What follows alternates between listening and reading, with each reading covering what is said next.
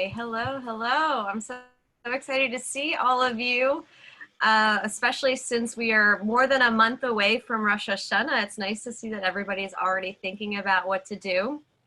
My name is Eileen Levinson. I am the founder and executive director of Haggadot.com, and I am joined with Rebecca Missel, who is our director of partnerships. And we had a very busy Passover season with many of you. And as some of you know, we don't just create for Passover. We are also working for other Jewish holidays. And we'll talk more about that. But we're really excited to take our knowledge of Passover to the high holidays and help you out. So before we get started, Rebecca and I like to start with just a little bit of an opening ritual and a closing ritual in all of our sessions. I know for some of you, you're joining us on your lunch break during work, or this might even be your first Zoom call of the day. So if we can just put our hands on our chest and take just one deep breath in and out together.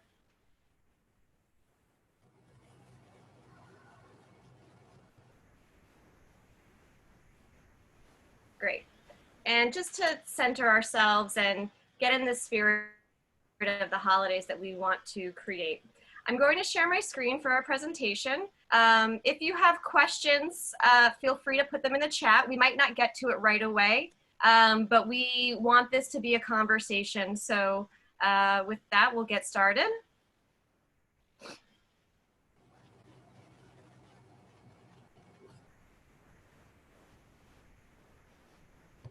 And so we are the team behind Haggadot.com. If you're not familiar with us, Haggadot.com invites every Jew, regardless of their background, and many non-Jews too, to find a place for themselves in the Passover story so that they may create more meaningful, more personal, and more connective Passover Seders. If you haven't used our site before, you'll see that, or if you have, you'll notice that our new site, High Holidays at Home, is based off of the same framework as Haggadot.com. You can mix and match content to make your own Haggadah. You can print it out, or you can view it on screen. And of course, this year with so many Seders happening on Zoom and interactively, there were many users who just viewed their Haggadah on screen, just like this. And now, as we mentioned, we are building on our experience to help you celebrate the high holidays at home. We know that everybody's going to be doing it a little bit differently this year. And for us, that's exciting, an opportunity to get creative and experiment and think about what the holidays really mean to us instead of just showing up. So this is a preview of our website, which has just launched, and you're going to see us promoting a lot of it over the next few weeks. And we're focusing on the Rosh Hashanah Seder, as well as Yom Kippur rituals and Sukkot and general Elul blessings and other ways to celebrate. And Haggadot.com and High Holidays at Home are part of our larger nonprofit design studio called Custom and Craft. And Custom and Craft is a design lab for the Jewish community, experimenting with technology, media, and video to imagine new formats for engaging with ancient traditions. So while you see a lot of us during Passover and now the high holidays, we're working all year to think about how to make ritual and community gatherings relevant for you. And we have to say that we are a nonprofit. We rely 100% on community donations. So every time you see a pop-up screen on our site for a donation or in our emails, we don't mean to bug you, but that's how we are able to pay for this work and hire this amazing team. So if you are inclined and able to, we would really appreciate any amount that you're able to donate. So now for today, we are going to talk about why to host a Rosh Hashanah Seder. I know it's not a practice that many of us are familiar with. We will give you tips on how to be a great host, what to include in your Seder, and some brainstorming and questions. And with that, Rebecca is going to take over, but I just wanted to share, my mother-in-law, Maxine, is also on this call, and she might recognize this text that she sent me a few days ago. So how exactly do I describe a Rosh Hashanah Seder? Oops. And why you might want to host one? Great question. So when we hear the word Seder, we think a lot about Passover, and that's true. It is a dinner with an order. But it's a little bit simpler than that. It's really like a Shabbat meal that we add some extra toast, we do some symbolic foods, and we come to with a different intention, maybe an elevated intention more than any Shabbat. And now I'm going to pass it to Rebecca. Hi, everyone. Thanks so much. So a quick heads up to everybody, just to let you know that, yes, the slides are going to be shared. The entire webinar is being recorded. So everything you're seeing on the screen with the slides will be what's recorded and is available on our website and will be emailed out. So with that, thank you. And I just, again, as Eileen said, a Rosh Hashanah Seder is essentially, they've been around for 2,000 years. They got their start in the Talmud, in the Talmudic times, and there were specific symbolic foods that were recommended for good omens. And Sephardi and Mizrahi communities, into the modern day, have a Seder custom for Rosh Hashanah, where requests are made for abundance and strength and peace. And there's all of these, if you've ever experienced it, all these food puns that come up with the Hebrew word for the food that's being eaten. And we're really just inviting so many, all of everyone this year, instead of 3 hours of Zoom services, with all respect to the rabbis being on the call, we know that some folks are doing Zoom services, but maybe this is an option either as part of your congregational community or as a yes and. Great. So in the first step to really thinking about why do your Rosh Hashanah Seder, we always love to come back to these concepts that are really rooted from Priya Parker's book, The Art of Gathering. And we are also, I'll just say a quick plug, the art that you'll see in this presentation is from Jessica Tamar Deutsch. And all of these pieces of art will be featured in our annual Time to Reflect guide, which will be available on the website in the coming days. So first, it's about making a purpose that is specific and unique. So your purpose for your Rosh Hashanah Seder drives every other decision about how you're going to design and host your Seder. Are you going to be on Zoom like this? Are you going to be with your family? Maybe you've become a pod with another family in your community. And this is an opportunity to actually gather in person. Maybe you're going to be in a park with a few picnic blankets. Maybe this is going to be a large Zoom with your entire congregation. Also thinking about if you're going to eat an entire meal together, similar to how you would with a full Shabbat dinner or a Rosh Hashanah, with a Passover Seder, or if you're just going to eat the simanim, these symbolic foods. And then also to think about with the synagogue, is this, if you're an individual hosting, will this be your only Rosh Hashanah experience? Is this a yes and with your congregation or with your own synagogue experience? And to really, I think a lot of what Eileen and I hope to encourage everyone today is to really see this as an invitation to get creative and to think about what this moment allows, right? Like we're in these times of COVID and they can be a little scary and they can be a little daunting, but also they're an opportunity to just try something completely different and to really give yourself that permission to try that out.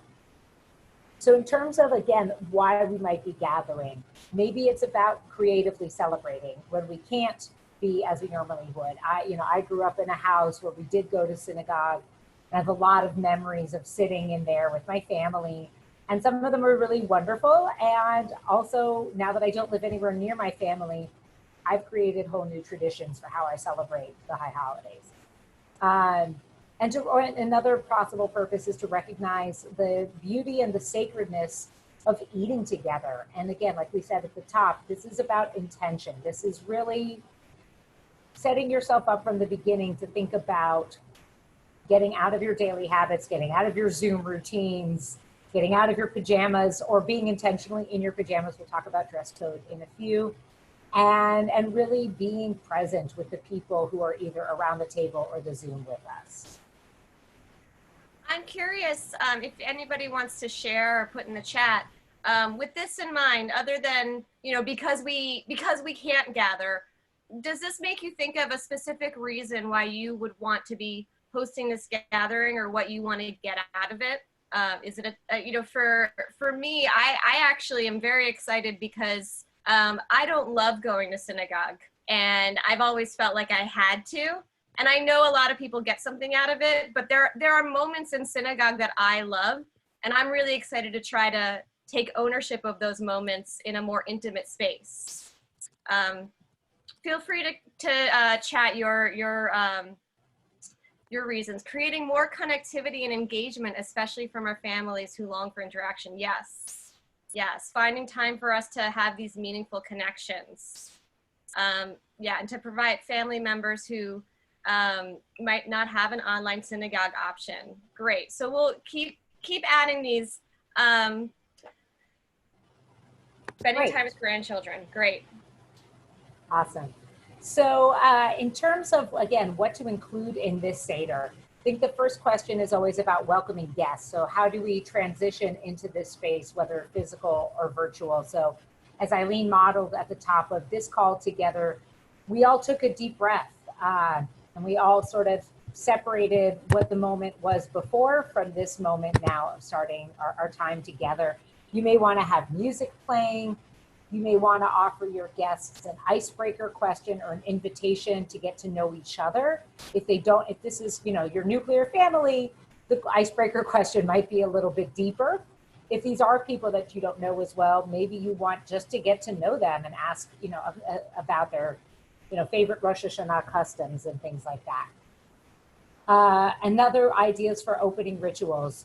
We modeled the idea of a breath. You may want to say do a candle lighting together. You may want to do a Bruchim Habayim, just to say that as we welcome each other in English or in Hebrew. You can sing songs, Hine Matov. You can sing secular songs too about welcome.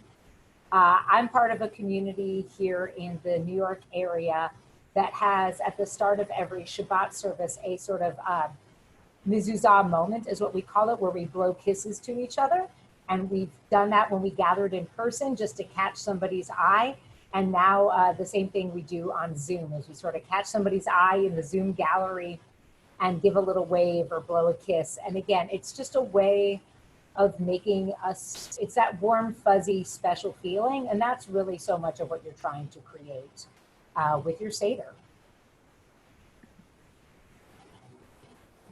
Wonderful. So the next piece that we always want to have people think about is in terms of structuring the actual Seder itself, right? As we said, this doesn't need to be quite as formal as a 2.5 hour long Passover Seder where there's the telling of the story and then, you know, an hour in, you finally get to eat karpas. Doesn't have to be that. It can be that if you want to, but it doesn't have to be that. And so one of the ideas that we did want to borrow from Passover was the idea of making 4 toasts to 4 different Rosh Hashanah themes. We are using the term toasts intentionally because not everybody drinks alcohol, but you could do wine, you could do a cocktail or a mocktail. I love the idea of like apple juice or pomegranate and grape juice, pomegranate being a real Rosh Hashanah food symbol that we'll get to. And it's such a fun drink, and even just adding some seltzer is probably, I know for me, that's not what I normally drink, so it feels kind of special and fancy, but I think that's really the point, is to make it special and not something that you would always drink. And we like these ideas of making toasts to 4 different themes for the holiday. So the idea of reawakening, returning or teshuvah, remembrance, and recreation. And you can, again, talk about each one of those toasts in each one of those themes as you make a toast. In one of we have a 4 toast Seder that'll be on our website, and it gives you prompt questions and ideas that you can look into for each of those days. And also, if you're gathering with others, you may want to invite them to toast to something that they want to cultivate during the year ahead.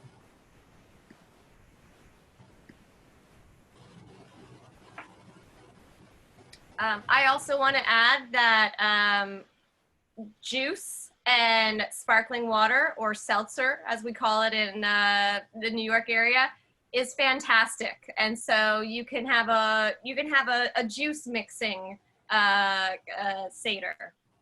I'm curious, is there anything that you can see yourself wanting to toast to this Seder? What are we celebrating?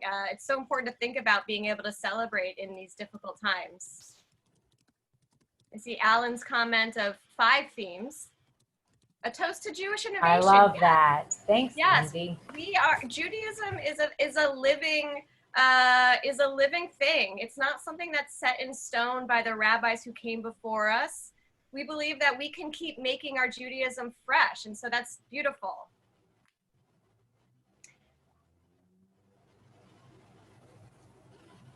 Okay, so next. So also, I will say that on our site, we have 2 different templates. We have options for you to do the 4 toasts. We have another option that's focused more on the simanim, which we'll talk about, and tashlik. But everything that we're sharing here is really optional. So if you have other ideas for structuring your Seder, feel free to add it in the chats and share with others. I think we may have missed a page. Do we? I think we may have gone forward. Oh, we did. Extra. Sorry. There. There we go. Yay. Wonderful. So, and again, I one of the things that I think is so important is this idea of ritual, and we're actually going to be hosting a future webinar with Casper ter Kuile, who talks about what makes a ritual. And what he says is that there's this idea of attention, intention, and repetition. And so what we really think is what makes this Rosh Hashanah Seder different from maybe just having your family come together like you might have in previous Rosh Hashanah meals is that idea of intention, attention, and repetition. So maybe this is something that you do every year, regardless of whether or not there's a pandemic, but also that this idea of really bringing attention and intention to it. So with that, you can think about transitioning from like the pre-meal into the meal by saying hamotzi. If that's not in your practice, you can also just hold hands and take a moment of quiet before the meal. You can all look into each other's eyes and just say how good it is to be together, right? I think, especially if you're gathering on Zoom, it's nice just to have that sort of moment of celebrating what this is, that we're here together. To give gratitude to everybody who made the meal possible, you know, especially so many essential workers, farmers, grocery workers, delivery drivers, cooks, you know, the people who are really enabling us to live our lives with some level of normalcy right now. And then also, you know, so much of Judaism, you know, I don't know if other people have felt this ever, that we live above the neck, right? And so thinking about our Jewish practice as being fully embodied. So, and although our noses, I guess, are above our necks, but just to take a moment to get into your senses as you smell and taste the food and feel it as it goes into your body, and just to feel that feeling of savoring and satiety, because we have this wonderful opportunity to eat together, and like, what a blessing right now. Right, and I think especially as we're all going through these kind of waves of emotions, and many of us are spending a lot more time at home than we're used to. We're more sedentary. And so remembering that we still can have pleasure in our body and you know, touch beautiful fabrics that we might choose to wear, and feel our breath and notice the way that we're sitting, and have a beautiful scented candle or the scent of the food. All of these things give us a little bit of you know, pleasure and can elevate this experience. I was also thinking, Rebecca, hand washing this year was such a big, so much more meaningful. You might want to add a hand washing blessing to your Rosh Hashanah meal. And we had so many great hand washing blessings and meditations that were shared on Haggadot.com that we're also going to put on High Holidays at Home for you. I'm curious, anybody else have interesting rituals for before the meal, or maybe practices that your family has done for years? Alan writes that 3 times through the traditional hand washing blessing is about 20 seconds. So that's good for like a full hand washing. Give yourself a hug to those who are loved. Yeah, even just that squeezing of your body is really healing and calming.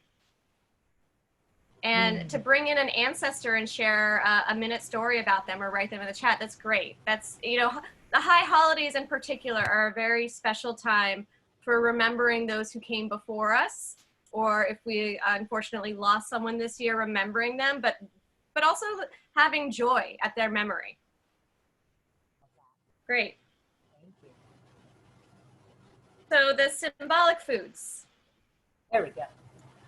So again, this comes from a Sephardi Mizrahi custom that's been around for a very long time of eating these different foods that are associated with different sort of wishes for different things in the new year.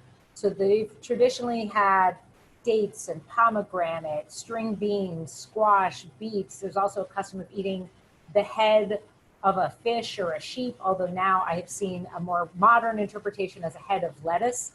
Also a little easier to find a head of lettuce than a head of a sheep. I think Instacart will usually have that for folks. And also, a lot of us have a tradition of eating apples and honey, a round challah with raisins. But there's other families that may have other traditional foods that they eat. I know my mom always would make on Rosh Hashanah this very complicated Hungarian sort of coffee cake that she only ever could bother to make once a year because it was such like an effortful thing, but it was a really sweet and special cake that she would make, or an apple cake. You may want to think about in terms of getting in touch with the idea of Rosh Hashanah. You know, it's also coming at a time when we're transitioning from summer into fall in the Northern Hemisphere. Are there other foods that maybe you've only eaten, that you only want to eat this time of year, and that you want to just make it special? And again, it's about making it a custom. I'm seeing some great things come in, making little faces on the gefilte fish. I also have this like vision of like goldfish crackers on a gefilte fish. Pumpkin is wonderful, right? It's not just in our Jewish culture, it's in our American culture as well, eating pumpkin this time of year. Everything is optional. During Passover this year, we came up with a number of new symbolic foods to put on our Seder plate to represent the creativity and the challenge of the early days of the pandemic. So again, this is really an invitation to be creative and to maybe do some of these traditional foods and to bring in other options. We also have recipes that we'll have on our website. Yes, black eyed peas have a wonderful tradition both here in the American South and in our Sephardi Mizrahi and other Jewish communities. I'll also say this fantastic drawing is available as a downloadable coloring book page. I am very excited to do that as part of my Rosh Hashanah activities, is to color in this page. Great. And of course, everything, it wouldn't be a Jewish celebration if we didn't have both a little bit of the sweet and a little bit of the bitter, and sometimes a little bit of the hard. But I think that it's both a Jewish concept, but it's also such a concept of the human condition, right? Is to be able to hold two different things at one time. And that vulnerability really helps us to make meaning of our experience together and to build up stronger relationships with each other. So you may want to explore a ritual during your meal or in advance and tell your guests to come prepared to think about, you know, giving forgiveness, who they need to ask for forgiveness. We like this idea of the notice, nurture, nearness, and next step. So what do you want to notice in the next year? What values and intentions do you want to nurture? What do you want to bring nearer to you in the year ahead? And then what are the next steps that you're going to use to work toward these goals? And it's a wonderful thing. You could make those your 4 toasts if you want to do that. And you could make that just part of the structure of your entire Seder, those 4 pieces together. Also, there's a tradition that is, I think, pretty widespread of roses and thorns. Of what do you, I know a lot of people do this every Shabbat, where what do you want to, what was a peak or a wonderful experience that you want to lift up as a rose, and what was sort of the thorn, the difficult thing that pricked your finger during the week or made it a little bit difficult for you. And to lift both of those up is as important to our experience, because again, we are full human lives. This might be also depending on how much of your synagogue rituals you want to bring in. We have translations of the Al-Chet, the Ashamnu, Avinu Malkeinu. Like you could really go into quite a bit of liturgy if you wanted to, if your guests are up to it. If you set that intention ahead of time and everybody comes prepared, you could think about how you're recreating some of those synagogue rituals in your interactive space. For each of them, I would think about how you are doing it a little bit differently, and maybe different people on the Zoom call read different lines, or different people at your table. We're so used to this very frontal experience with the rabbi and the cantor at the front of the synagogue, and the rest of us being passive, that this is a time where we can all be really active. And I just thank you, Julie, who's an educator here on the call with us, for the idea of a rose, a thorn, and a bud, for something that's blossoming now. There's some songs being mentioned. Al Kol Ela is a really classic Jewish song. I think I sang it in my youth group as a kid. And it's a wonderful, so there's folks asking about the significance of the Sephardi foods. We can, if we have time, I think we can come back and I can put in the chat what those are. They're also going to be available on our site. If you just search symbolic foods on the website, you'll be able to see a clip of just those foods and the wishes that they've been traditionally associated with. And like you'll see how the wordplay goes together. And they're not prayers necessarily. They're literally written as wishes. So it will be like Ken Yehi Ratzon XXX, which is like Ken Yehi Ratzon is a really classic Jewish sort of blessing formulation for it. Like, may it be your will, which is as the your referring to God. If you prefer a God optional thing, I think you can sort of think about this being just like, may it happen, may it come to pass, and you don't have to necessarily make it about. Right, and so I am less familiar with Hebrew, so despite my being the creator of the site, I am a very Reform secular Jew, and I appreciate textual references, but I embrace that to say simanim in Hebrew is not necessarily my custom. But I love participating in it with others when they are hosting it, because simanim tend to be based off of Hebrew words and puns off of that. So I encourage you to think about food puns for English words. So a great example is a stick of celery on your table. May we have a raisin celery, or So what I'm saying here is that yes. Reform and secular are not the same. I understand that. I'm somewhere in the middle. But I embrace those backgrounds. But what I'm saying here is that the traditional puns of the simanim, as they are written in Hebrew, may or may not make sense to your guests. So again, this is about thinking about who's coming and what you want to get out of it, and you may choose to write your own messages or blessings for the foods, as long as they make sense to you. Right. It may be the gefilte. I mean, I think the gefilte fish or the head of the lettuce is such a great idea. Yes, you can invite everyone to bring their own contribution. I'll give an example from the Passover Seder this year. We invited people to bring spices to the table as a way to lift up the creativity of our community during these challenging and unusual times. I think it's equally applicable here. So, you could bring, I personally have the pumpkin spice, blend from the pumpkin pie spice blend from Trader Joe's in my spice pantry, and you could put that on an apple or on another piece of fruit and use that as a Jewish New Year wish. You know, you can really get creative, and I think some people are sharing some other ideas of an interpretation. So thank you for that. The other thing that we just always like to point out is that in addition to vulnerability, that every gathering must have an end, and that closing your Seder with intention and with purpose is equally important to how you start it.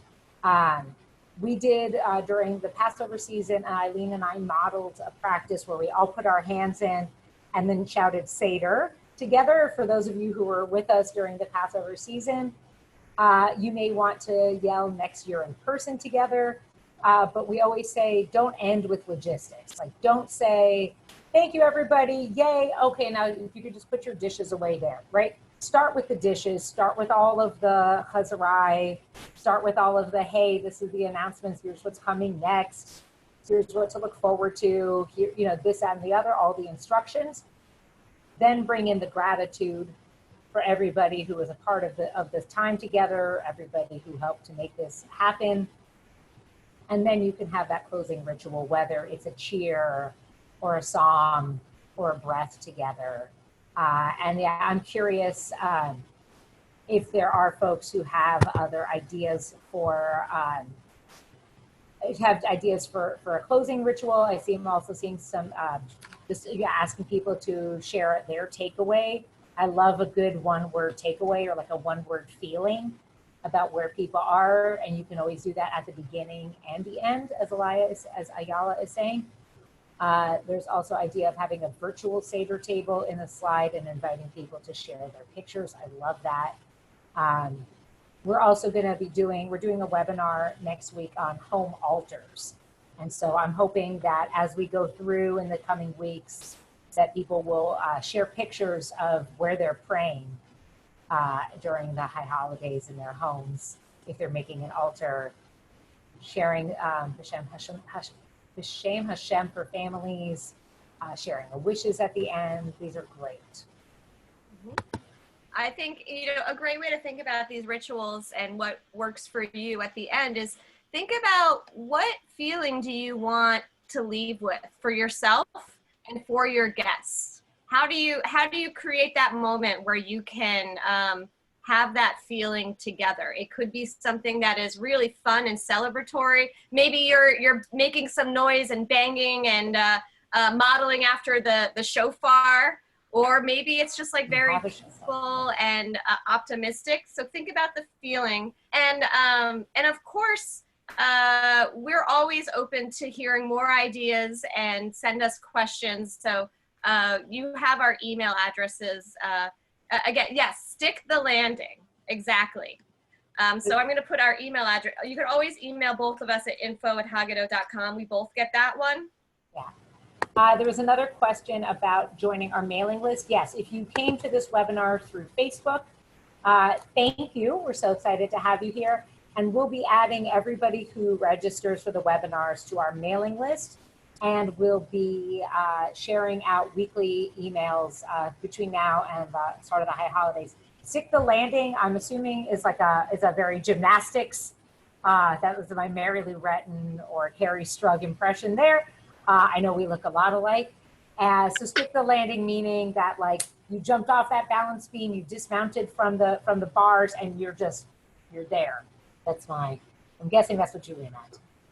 Yes, great. Okay. So some other tips. At this point, many of us have been on these Zoom calls, so this should be review to a lot of you. I think we've all learned a lot, but we'll share them just as a reminder. We love gallery view. Right now, you should be able to see everybody who's in the meeting. We try to do our presentations as meetings rather than webinars where you only see the two people presenting, because we want this feeling of community. So try that out. Oh no. Amber alert on my phone. We're okay.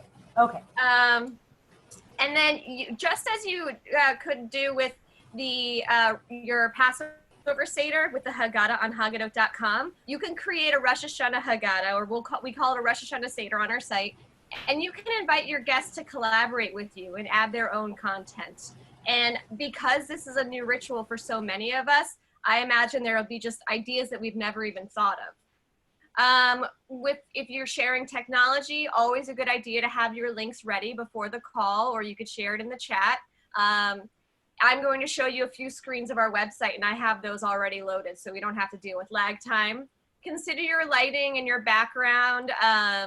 You know, think about how Rebecca's got a beautiful plant in here. I added the plant to the Zoom today. Yep. I like to be in front of a window for a little bit of extra natural light. It's up to you. You could have a cool background or something, you know, feel it like that brings in the spirit of the holiday. Most importantly though, check your microphone, make sure your guests can hear you. And then just know when to mute and unmute. That is a really powerful button. You can unmute everybody. You know, sometimes when we've hosted webinars or gatherings, I like to leave the mute off so that we can have that kind of conversation as people come in and get that feeling of everybody entering, rather than it feeling so formal and quiet. But another option might be that it's very quiet. Maybe nobody has their video on, no voice, and then all together you bring up the video and voice. So there are ways that we can play with that entering and exit. And then we want you to know that we are having a whole bunch of great webinars. Our webinar next week on making home altars is going to be awesome. Rebecca has such a great outline for how to do it. We're sharing some really beautiful visuals. We're excited about it. Alden Solovey is leading a writing workshop on the 26th. We are partnering with PJ Library to focus a webinar for parents and grandparents, how to use some of our tools for the kids.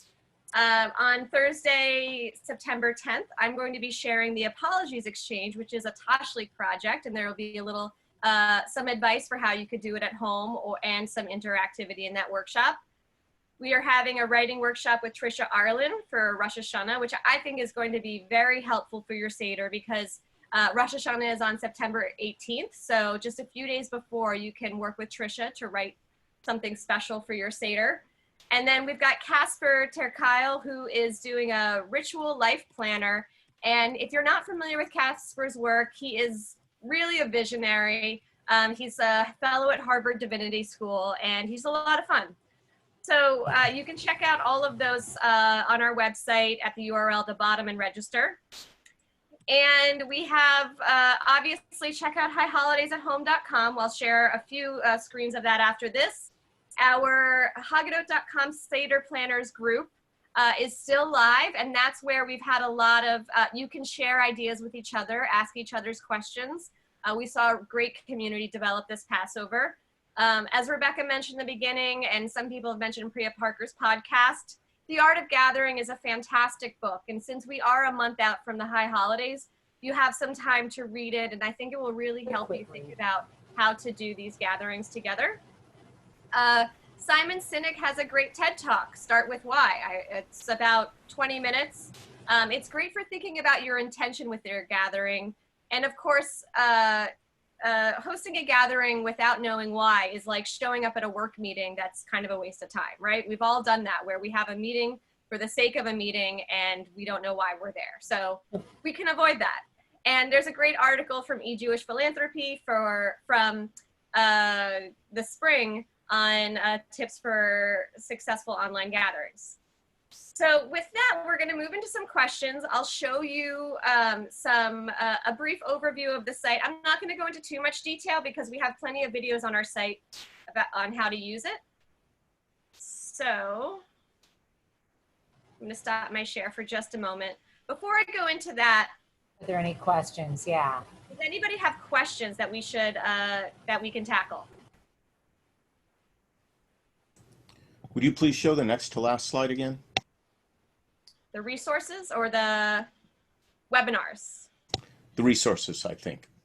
Okay, hang on. I'll put the link to the webinars in the chat. Just give me one second. Thanks. Yeah, of course.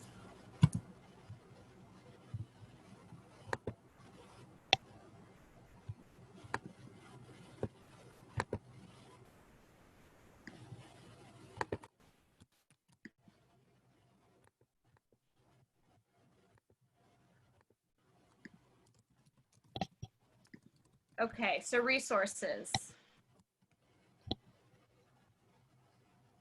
And again, those resources, we'll be sharing this entire presentation with your via email, and it'll also be for download on our website. Thanks. And back one more, please. Back one more, okay. Yeah.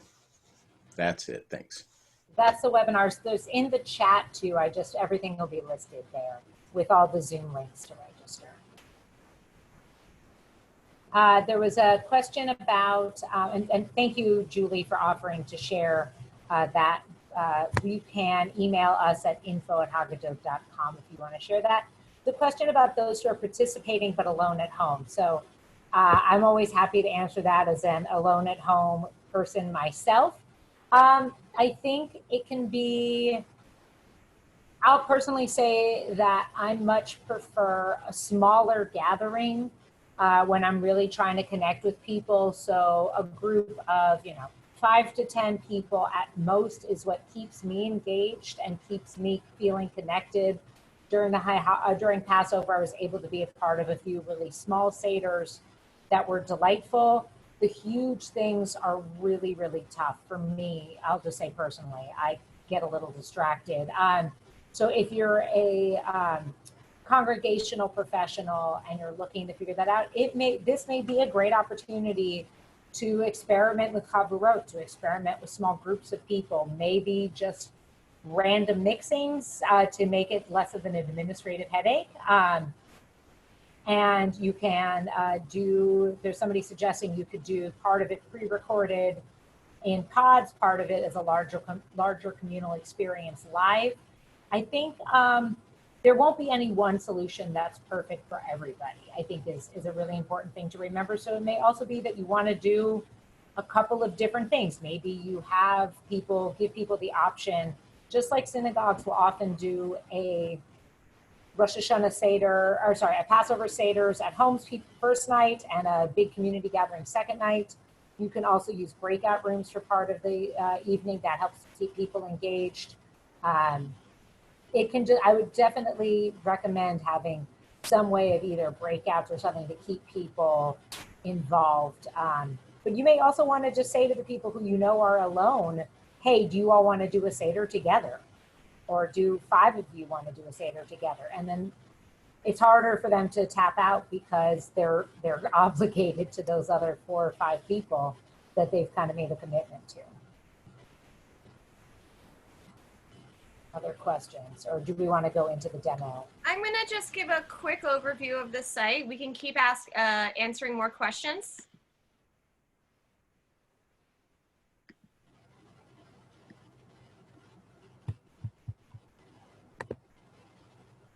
So this site is brand new. We were able to very quickly launch it this summer based off of our platform from haggadah.com. We wanted to create different sections for you depending on which holiday you're looking for. Of course, you could search for all of them. For many of us, maybe we're more familiar with Rosh Hashanah and Yom Kippur, but have not experienced much of the Elul traditions or Sukkot traditions. So you can find all of that on the Jewish New Year 101 tab. We've got explanations of everything. And then you can click for the ritual that you want specifically. And just as on haggadah.com, we have a mixture of booklets that you can download. Some of them are PDFs that are fully designed and ready to go. And some of them are templates that you can mix and match. So we have 2 options for the Rosh Hashanah Seder. We've got a Tashlich ceremony. We've got our High Holidays inspired workbook that we've been doing a different edition every few years. And we're about to launch our newest edition. We've got some Shabbat blessings. And we've got a beautiful coloring book of Hamsas that Becca Starr, an artist, contributed for us. And then we've got clips on all sorts of categories. And you'll see on the top of the clip, we tell you what type of ritual it would go with, whether it's a wine blessing or candle lighting or for the New Year foods. And when you're ready to search, you can go to our High Holiday library, or you can click on any of these. So I'll just click on Rosh Hashanah Seder right here. And you view this page. If you wanted to view Rosh Hashanah Seder specifically, it's loading right here. My computer tends to be very slow on Zoom, for any of you who've been on webinars with me in the past. So you can drill down into any of the holidays here. These are all clickable. And then you could search by clip type. So with Rosh Hashanah, it's obviously a little bit different than the Passover Seder, where we're so used to the sections of the Seder. But we broke it down into sections that we feel are also pretty self-explanatory in terms of challah, wine, remembrance, blessings for the new year, candle lighting, shehechianu. And of course, you can always just, browse through all of them. And when you click on any of these, so for example, Rosh Hashanah, Seder, and Tashlik, you've got a booklet here that you can choose to save clips, you can mix and match. And if you need information on how to use the site, we recommend watching the how-to videos on Haggadot.com. We're going to be adding those also to High Holidays at Home next week. But if you're eager to get started this weekend, watch the videos on Haggadot.com, and it'll give you a great overview for making your full Seder from scratch. And you can view this whole thing. You can choose to download right here. And when you download, we do give you a prompt for donation. You can also go through to download right here, and you can choose to download it as a booklet, as you see on screen, or in portrait mode. And when you download it in portrait mode, you have the option of downloading it as a PDF or as a Word document. If you are very visually inclined and want to change the fonts and do some different design edits, we recommend downloading it as a Word document to give you all of the tools for that. And you can also open that in Google Docs as well if you don't have Microsoft Word.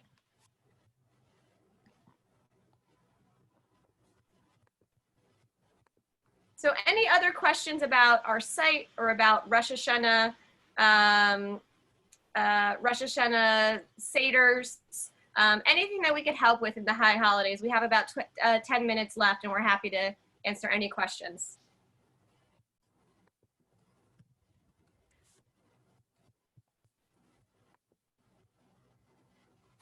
There was a question about Sukkot. I'll just say that we are continuing to create and collect and curate resources. Right now, we are trying to be as ahead of the curve as possible. So we have Rosh Hashanah is almost all up and running. We will be continuing to collect as we go through the holiday season. So we're about 5 weeks out right now from Rosh Hashanah. If you, particularly for the educators and clergy and community leaders who are on the call, if you have Sukkot content, if you have anything really for the entire High Holiday season that you've created that you want to share with our community and with everybody who uses the site, we would love to put that on there. We will absolutely cite you as the source and give you credit. And if there's a link that we can link back to, if you're a writer or an artist, we would love to be able to share your works on the site. So please feel free, again, to email us at info@haggadot.com. And we would love to be able to include a wide range of voices on the site so that it's not just whatever I come up with for Sukkot on there. Thank you, everyone. We're so glad this has been resonant and helpful. Rebecca, Eileen, sorry. Hi, I'm Sharoni. I just don't have my camera on today. Okay.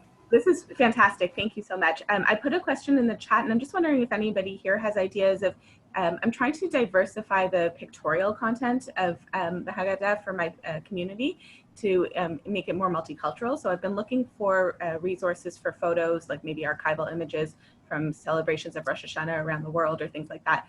I looked at Beit Hatfutzot and some museum catalogs and collections, but I haven't actually come across anything really rich and useful. I'm wondering if anybody has ideas for that.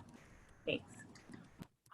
We are in the process. I just had a call the other day with a friend of mine who's the head of the Sephardi Mizrahi Queer Network. B'Kol Lashon is a wonderful, wonderful resource. Their tag is now Global Jews. JDC has some great archival photos if you can find them. The American Sephardi Foundation and Federation, and then I'm going to check, hold on, I wrote it down the other day. The Sephardic Brotherhood of America. I don't know how much these things, do they, how do I want to put this?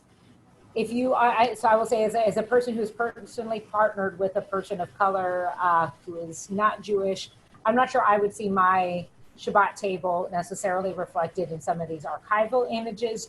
I would say that B'Kol Lashon, which is at globaljews.org, may be your best bet, particularly if you're looking to include Black people around the table. And then as far as people with different abilities is always also a challenge in stock imagery. But I'm sure if there's other folks on this call who have experience with making sure that we're inclusive of people with all abilities in our imagery, I think that's also super important. I also want to add, since we brought up this topic, Rebecca and I have thought a lot about how we want to honor the traditions of Jews around the world, but not erase their history.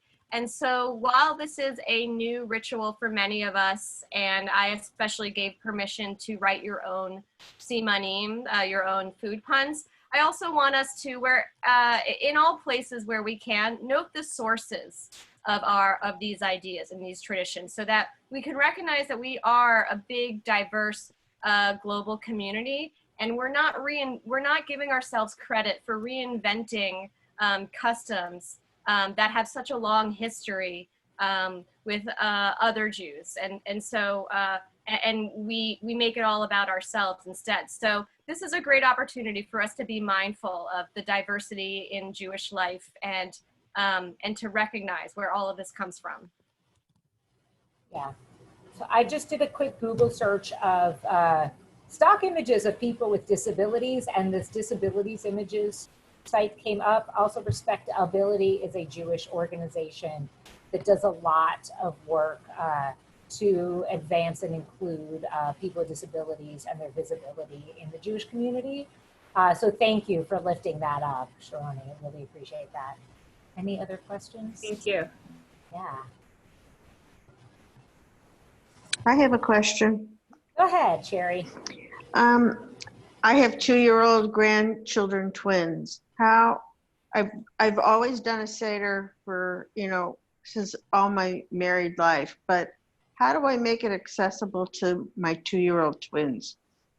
Are you going to be in person with them or on Zoom with them? No, Zoom. So I think if it were me and it was a 2-year-old, I would think about a FaceTime 15 minutes thing that's like drill down into what's super important to you. Maybe it's a kiddush and a challah and blowing kisses, wishing everybody a happy new year, apples and honey, getting all sticky because that's what 2-year-olds do best. And then maybe after they're asleep, then doing the rest of the Seder with your rest of your family. Basically what I did with your Passover Seder is I didn't even do 10 minutes. I mean, I did the 10-minute Seder and pared it down. Yep. And I think that sometimes, like, there's a concept of ikar, right? Like the essence of something in Judaism. And I think that some of what this situation is forcing is like not the right word, but sort of opening up is that opportunity to really drill down into, whatever it is that's the most important, that you're going to get 2-year-olds to sit still for 10 minutes on a FaceTime. That's the thing to do. Yep. Okay. And I think building up that excitement for it. So starting to talk to them, if you know you're going to do it, starting to talk to them weeks in advance. Yeah. I'm so excited when we can do our apples and honey blessing together on Zoom. And and so then they look forward to that very simple thing, and you can tie all kinds of activities around that. Like starting to practice the prayer before it's Rosh Hashanah. Totally. You can do that too. Yeah. Yeah, I mean, kids also love repetition. So to practice it ahead of time, they'll be thrilled when they get to do it with you on the holiday. Somebody shared in the chat the idea of doing coloring sheets. We have some coloring pages for both grown-ups and kids on the website. It can also be a thing to keep them busy before or after that like critical moment. Again, like knowing that like kids have a pretty short attention span for the video, especially, I mean, I know my 6 and 8-year-old godsons can barely do more than 10 minutes. So you can imagine with 2-year-olds. Thank you. Thank you. I think we can handle one more quick question, if there are any.